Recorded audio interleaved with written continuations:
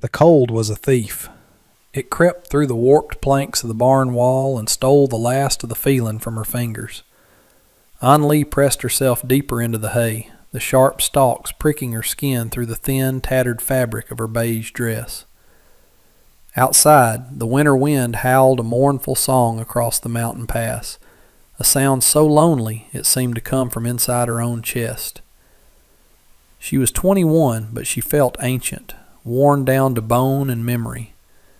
Every shadow that danced in the slivers of moonlight piercing the gloom was her father, his face a mask of cold fury. Every creak of the old wood was the sound of his footsteps approaching. She had been hiding for 2 days, the raw ache in her belly a constant, familiar companion. It was this hunger that had driven her out, away from the steaming laundry vats and the scent of lye, away from the man who called himself her father. A floorboard groaned overhead, a heavy, deliberate sound that was not the wind. An Lee froze, her breath catching in her throat like a shard of ice. The sound came again, closer this time, followed by the scrape of a heavy boot on the ladder leading down from the hayloft. She squeezed her eyes shut, a silent prayer forming on her lips, a prayer to ancestors she barely knew. The footsteps landed on the packed earth floor with a soft thud. A massive silhouette blotted out the moonlight from the open barn door. He was huge, a giant carved from mountain rock and winter shadow, his shoulders as wide as the doorframe he filled. Long, dark hair and a thick beard obscured his features, making him seem more like a force of nature than a man. He carried a lantern, and as he raised it, the warm, flickering light washed over her hiding place. His eyes, deep-set and serious, found hers in an instant. She didn't scream. The sound was frozen in her lungs. She simply stared, a cornered animal waiting for the final blow. He took a slow step forward, the lantern light illuminating the exhaustion etched onto her face, the grime on her dress, the trembling of her frame. He said nothing. He didn't need to. His presence was a declaration, a claim to this space she had invaded. The world tilted, the shadows in the barn swirling into a vortex of cold and fear, and as he knelt down, his enormous hand reaching out not to strike, but perhaps to help, the last of her strength gave way, and she plunged into darkness. He lifted her as if she were a child's doll, a bundle of rags and bones that weighed almost nothing in his powerful arms. Thomas had lived on this mountain for a decade, and in that time he had grown accustomed to the company of silence and snow. He had seen bears, wolves, and the occasional lost prospector, but he had never found a person huddled in his barn, shivering on the edge of existence. He carried her out of the biting cold of the barn and into the dense, enveloping warmth of his cabin. The one-room structure was simple, built by his own hands, with a stone fireplace that crackled with a steady, life-giving heat. He laid her gently on the bearskin rug before the hearth, her slight frame looking impossibly fragile against the dark fur. For a long moment he just looked at her, at the sharp angle of her cheekbones and the bluish tint of her lips. This was a trouble he had not invited, a complication in a life he had deliberately stripped of all complexity. Yet, turning her out into the snow was not a thought that crossed his mind. He moved with a quiet efficiency that belied his size, ladling broth from a pot simmering over the fire into a small wooden bowl. He knelt beside her and gently lifted her head. He had to pry her jaw open slightly, her muscles locked tight even in unconsciousness. He used the tip of a spoon to drip the warm, salty liquid onto her tongue, a little at a time, waiting for the instinct to swallow to take over. Her eyelids fluttered. Dark, almond-shaped eyes blinked slowly, trying to make sense of the firelight, the unfamiliar ceiling of rough-hewn logs, and the massive, bearded face hovering over her. Fear flared in them instantly, raw and primal. She tried to scramble away, a weak, desperate movement. "Easy now," Thomas said, his voice a low rumble, like stones shifting deep underground. It was the first time he had spoken, and the sound was rough from disuse but held no malice. He set the bowl down and held up his empty hands, showing he meant no harm. "You're safe here. Just rest." He backed away, giving her space, and settled into a chair on the other side of the hearth, watching to make sure the life he had coaxed back into her did not flee again. For a full day she did not speak. She accepted the small portions of broth and then, later, a thin porridge he offered, eating with a desperate, animal haste that spoke of a hunger that was weeks, not days, old. She watched his every move from the bearskin rug, her eyes wide and wary. Thomas went about his daily routines, tending the fire, checking his snares, oiling a rifle with methodical slowness, never pressing her, allowing the silence of the cabin to be her shield. He understood that some wounds were not visible, and that trust, once broken, was a hard thing to rebuild. On the second morning, as the pale winter sun cast long blue shadows across the snow outside, she finally found her voice. It was a whisper, fragile as a dried leaf. "An Lee," she said, when he set a bowl of porridge beside her. He nodded, acknowledging her name. "Thomas." He sat in his chair, leaving the space between them unbreached. She ate slowly this time, her gaze fixed on the fire. When the bowl was empty, she hugged her knees to her chest, making herself small. "Thank you," she whispered to the flames. He waited. He knew there was more, a story coiled tight behind the fear in her eyes. The silence stretched, filled only by the crackle of burning pine. Then the words came, broken and halting, a confession dragged up from a place of deep pain. "My father," she began, her voice trembling so badly she had to stop and draw a ragged breath. He brought me here from the East, promised a new life." She looked at Thomas then, her eyes pleading for him to understand. "He runs the laundry in Redemption. I worked, sunrise to sunset. The steam, the lie, it burns the skin." She held up her hands, showing him the raw, chapped skin.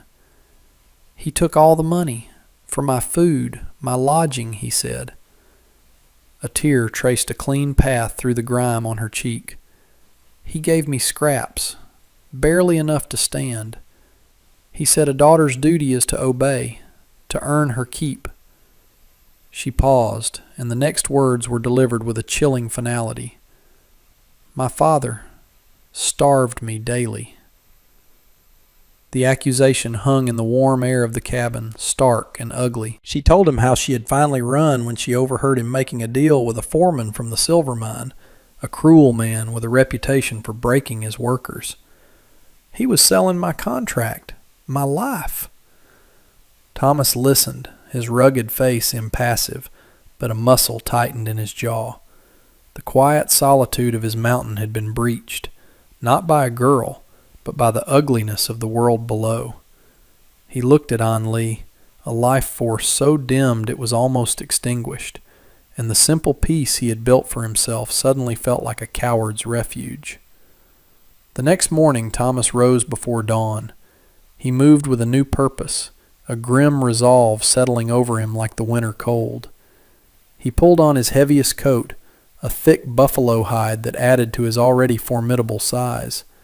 He checked the load in his rifle, not with the intention of using it, but as a man checks his tools before a difficult job. An Lee watched him from her place by the fire, her eyes filled with a new kind of fear. "Where are you going?" she asked, her voice barely audible.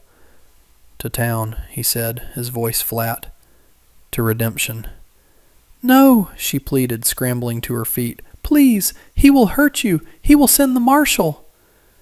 "Stay inside. Bolt the door. Don't open it for anyone." His tone left no room for argument. He saddled his horse, a powerful gray that was as accustomed to the mountain as he was, and rode out, leaving An Lee alone with her terror and a flickering fire. The journey down the mountain was a descent into a world he had long ago abandoned. The clean, sharp air grew thicker, tasting of chimney smoke and civilization. Redemption was a typical frontier town, a single muddy street lined with false-fronted buildings, huddled against the vast, indifferent landscape. As Thomas rode down the main thoroughfare, people stopped to stare. Doors opened. Faces appeared in windows. The mountain man was a legend, a story parents told their children. To see him here, in the flesh, was an event. He ignored the whispers and the pointed fingers, his gaze fixed on a small building at the end of the street, steam fogging its windows even in the bitter cold. A crudely painted sign read, "We Laundry." He dismounted, tying his horse to the hitching post. The air around the building was heavy with the smell of soap and damp heat. He pushed the door open and stepped inside. The room was a humid hell of hissing steam and boiling vats. A small, wiry man with a severe face and eyes like chips of flint looked up from a ledger, his expression souring as Thomas's massive frame blocked the light from the door. "We are not open for another hour," Mr. Wee snapped in clipped English. Thomas closed the door behind him, plunging the room into a dim, steamy twilight. "I'm not a customer," Thomas said, his low voice cutting through the hiss of the vats. "I'm here about your daughter, An Lee." Mr. Wei's face, already pinched and severe, seemed to shrink further. A flicker of something, was it fear? Passed through his dark eyes before being replaced by a mask of indignant rage. He slammed the ledger shut. "My daughter is a thief and an ungrateful wretch," he spat, his voice sharp and brittle. "She ran away 2 nights ago after stealing from me. If you know where she is, you will tell me. She is my property, my responsibility." The words "my property" hung in the steam-filled air, heavy and obscene. Thomas took a slow step forward, his boots silent on the damp floorboards. He was not an aggressive man by nature, but a deep, cold anger was settling in his bones. He looked around the oppressive room, at the piles of dirty linen, at the harsh lye soap that had eaten away in An Lee's hands, at this cage her father had built for her. "She stole nothing," Thomas stated, his voice a low growl. "She fled for her life, a life you were selling to the silver mine." Mr. Wei's composure cracked. "Lies! All lies from a wicked girl's mouth. She was disobedient. She required discipline." "Is that what you call it? Discipline?" Thomas's voice dropped even lower, becoming something more dangerous. "Starving a child until she's nothing but bone and shadow?" The smaller man scoffed, trying to regain his footing with bluster. "Who are you to question how I raise my own daughter? A wild man from the mountains? You have no standing here. This is a family matter." "It stopped being a family matter when you stopped being a father," Thomas said, his gaze unwavering. He took another step, and now he stood directly before the counter that separated them. Mr. Wei had to crane his neck to look up at him. The sheer physical difference between them was a confrontation in itself. Thomas placed his hands, large and calloused, flat on the countertop. He did not raise his voice. He did not need to.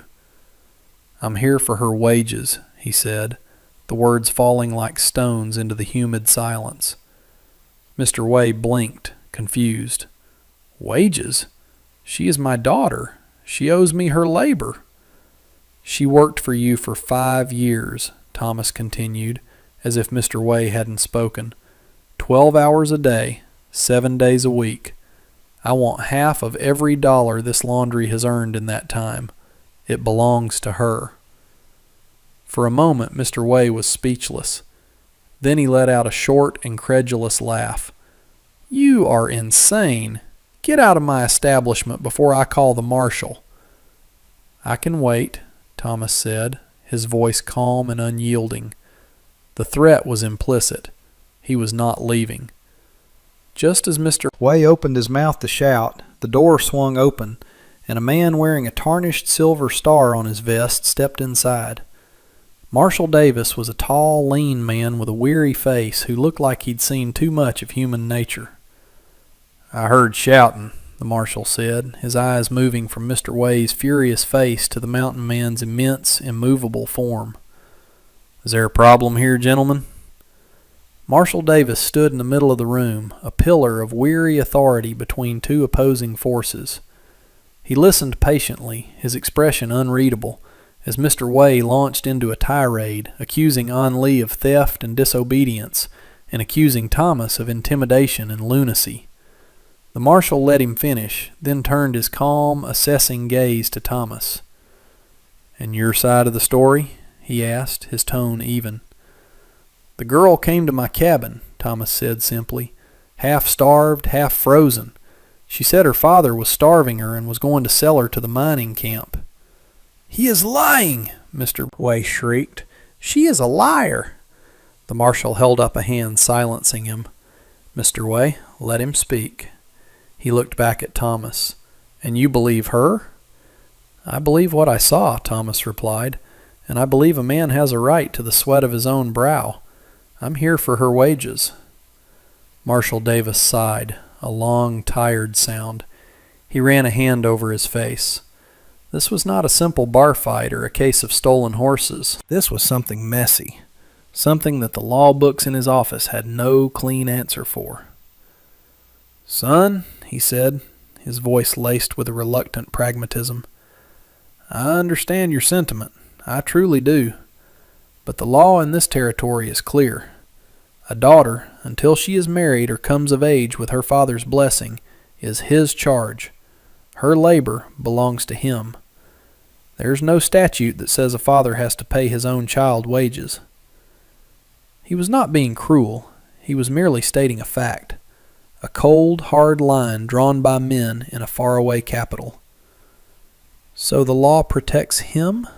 Thomas asked, his voice dangerously quiet.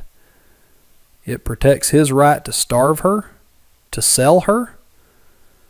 "The law is complicated," the marshal admitted. "If you have proof he physically harmed her in a way that broke a specific statute, that's one thing. But being a strict father, withholding food as discipline, that's a gray area. As for her contract, he has the right to apprentice her out. It's his decision." Mr. Way smirked, a triumphant, ugly expression. The law was his shield. "You hear that, mountain man? The law is on my side. Now get out." Thomas didn't look at Mr. Way. His eyes were locked on the marshal.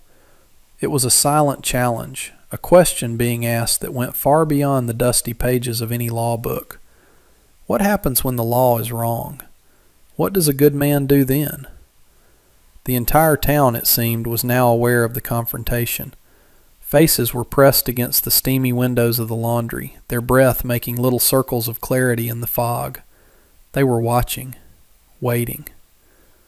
Thomas finally broke the silence, his voice resonating with a certainty that seemed to shake the very foundations of the room. "A man who starves his own flesh and blood ain't a father," he declared, his words slow and deliberate, meant for the marshal but heard by everyone peering through the glass. "He's a monster, and his property is forfeit." That was it. That was the moment that would be retold in the town of Redemption for years to come. It wasn't a threat of violence. It was a moral declaration. It was a rejection of the marshal's law in favor of a higher, simpler one. Thomas was drawing a new line, not in the dust of the street, but in the conscience of the town itself. The marshal's weary expression tightened. He was a man of the law, a man of order. This mountain man was threatening to unravel the very fabric of that order with nothing more than a conviction. "You are on a dangerous path," Marshal Davis warned, his voice low.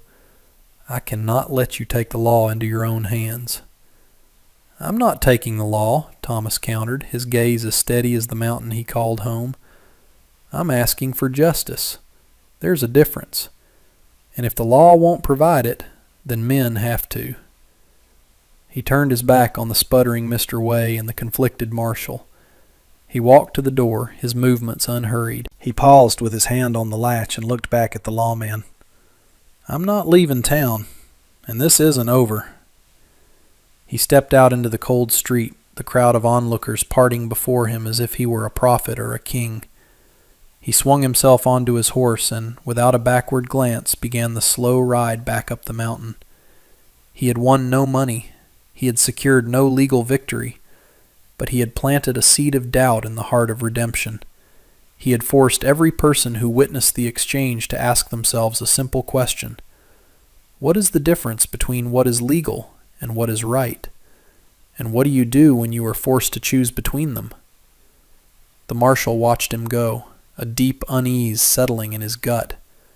The law was his guide, his map through the chaos of the frontier. But for the first time in a long while, he felt like the map might be leading him in the wrong direction. When Thomas reached the cabin, the sun was setting, painting the snow-covered peaks in hues of orange and purple. He found An Lee pacing back and forth, a small, frantic ghost in the dimming light. The moment she saw him, she ran to him, her relief so palpable it was a physical force. "You came back," she breathed. "I was so afraid." "I said I would," he answered, his voice softer than she had ever heard it. Inside, the warmth of the fire was a welcome embrace. He saw the fear still lingering in her eyes, the worry that his actions had only made her situation worse. He had faced down her father and the law, but now he faced a more difficult task, calming the fears of the woman he had sworn to protect. He didn't offer grand promises or declarations. Instead, he took off his heavy coat and began to prepare a meal. He worked with a quiet focus, slicing venison and root vegetables into the iron pot that hung over the fire. His movements were steady and reassuring, a silent promise of normalcy, of safety. An Lee sat on the bearskin rug watching him. "What happened?" she asked quietly. "I spoke to your father," he said, not turning from his task, "and to the marshal." "He will come for me," she whispered, her voice trembling. "The marshal said the law is on his side." Thomas finally stopped and turned to face her. He knelt down so his eyes were level with hers. The firelight danced in their depths, revealing a profound sincerity. "There are other laws, An Lee. Laws of decency, of right and wrong. They are older and stronger than any words written in a book." He didn't tell her she had nothing to fear. That would have been a lie. Instead, he offered a different kind of comfort. "You are not alone in this anymore," he said. The simple words were a balm on her wounded spirit. For her entire life she had been alone, a solitary figure struggling against a tide of cruelty and indifference. Now this quiet giant of a man was standing with her, a bulwark against the storm. As the stew simmered, filling the small cabin with a rich, savory aroma, a fragile peace settled between them. They ate in comfortable silence, the unspoken understanding growing stronger with every shared glance. Later, as she prepared to sleep, he placed another thick fur blanket over her. His large, calloused hand brushed against her shoulder, a touch so brief and gentle it was barely there. Yet it sent a warmth spreading through her that had nothing to do with the fire. It was the first time in her life she had felt the touch of another person without fear. It was the first time she had felt truly safe. The town of Redemption simmered. Thomas's moral challenge had unsettled the community's quiet acceptance of how things were. Mr. Way, feeling his authority questioned and his reputation tarnished, fought back with the only weapons he had, ink and paper. He had posters printed and nailed to every available surface, on the general store, the saloon, even the church notice board. They described An Lee in cruel, sharp terms, a disobedient, thieving runaway, and offered a $20 reward for her return. The posters had an effect, but perhaps not the one Mr. Way intended. Instead of turning the town against An Lee, they forced people to talk. They debated in the saloon over whiskey and in the general store over sacks of flour. They remembered seeing the girl, always so quiet and thin, her hands raw from the laundry's harsh chemicals. They recalled Mr. Way's cold demeanor, his lack of community involvement, his general air of miserly contempt. The posters made her real, her plight a public question. Marshall Davis found himself caught in the middle. Men from the mining camp, enticed by the reward money, came to his office asking for permission to form a posse. He sent them away, but he knew he couldn't hold them off forever. His duty was to uphold the law, and the law, however distasteful, was on Mr. Way's side. Torn, he made a decision. He rode up the mountain alone, his horse struggling through the deepening snow. He found Thomas chopping wood, the rhythmic thud of the axe the only sound in the vast white silence. Thomas stopped when he saw him, resting the axe on the chopping block. "Marshal," he said, his tone neutral. "Came to warn you," Davis said, not dismounting. "Way's put a bounty on her head. $20. It's drawing the wrong kind of attention. Men are talking about coming up here to collect." Thomas's expression didn't change, but his grip tightened on the axe handle. "Let 'em come." "That's not a solution," the marshal countered, his frustration evident. "This will end in bloodshed, and I'll have to be the one to arrest you for it. Don't you see? You've made your point, but you can't win this. The law is the law." "Then the law is an ass," Thomas said, his voice flat. "I'm not asking you to break it, Marshal. I'm asking you to be a man and see what's right in front of you." He looked past the marshal, his gaze directed at the cabin, where a thin curl of smoke rose from the chimney. "There's a young woman in there who's been beaten down her whole life. For the first time, she's safe. She's warm. She's eating a full meal. If your law says that's wrong, then your law can go to hell." The marshal had no answer to that. He looked at the cabin, then back at the immovable man before him. He was trying to enforce the rules of a game that the mountain man refused to play. He turned his horse around. "I'm telling you as a courtesy, Thomas. Be ready. Trouble is coming." As he rode away, Marshal Davis felt the cold weight of his badge, a symbol of a justice that was proving to be hollow. A quiet rhythm settled in the small cabin, a gentle domesticity that was new to them both. The conflict brewing in the town below felt a world away, insulated by the silent, snow-laden pines. Thomas and An Lee fell into a routine dictated by the sun and the seasons. He would hunt and chop wood. She would tend the fire and learn to cook meals that were nourishing, not just for survival. He never tried to teach her the hard skills of mountain life. He simply shared his world with her. He showed her how to read the tracks of deer and rabbits in the fresh snow, not for the purpose of the hunt, but to understand the secret lives of the forest creatures. She would listen, her attention rapt, a small smile finally reaching her eyes. Her healing was a slow, quiet bloom. The gaunt look on her face softened as regular meals filled her out. The constant fear in her eyes was gradually replaced by a watchful calm. One day, Thomas returned from a trip to a distant trading post, a journey he made carefully, avoiding redemption, and placed a small parcel in her hands. Inside was a dress of dark blue wool, simple and sturdy, but clean and whole. It was a world away from the tattered beige rags she had arrived in. She held it to her chest, her eyes shining with unshed tears. Wearing it, she looked less like a fugitive and more like the young woman she was meant to be. That evening they sat before the fire, the silence between them no longer a shield, but a shared space of comfort. He was cleaning his rifle, his large hands surprisingly deft. She watched the firelight play over his scarred knuckles and the strong lines of his forearms. She saw not the intimidating giant from the barn, but the man who had patiently dripped broth onto her tongue, the man who had stood up to the law for her, the man who had bought her a new dress. Hesitantly, she reached out and laid her small, delicate hand over his. He froze, his work stopping instantly. Her touch was light, a question. He slowly turned his hand over and curled his fingers around hers, enveloping her hand in his warmth and strength. He didn't speak. He didn't need to. In that simple, profound gesture, a new understanding was forged.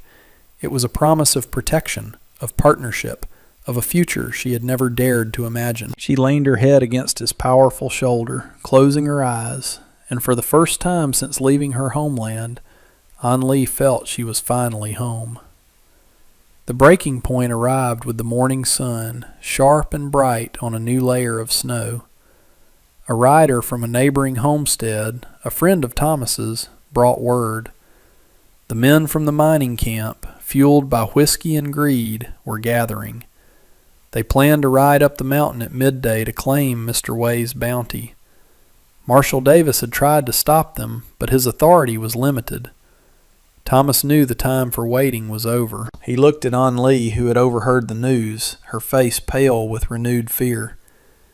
"It is time to finish this," he said, his voice calm but resolute. "I will not have you live in hiding, looking over your shoulder for the rest of your life."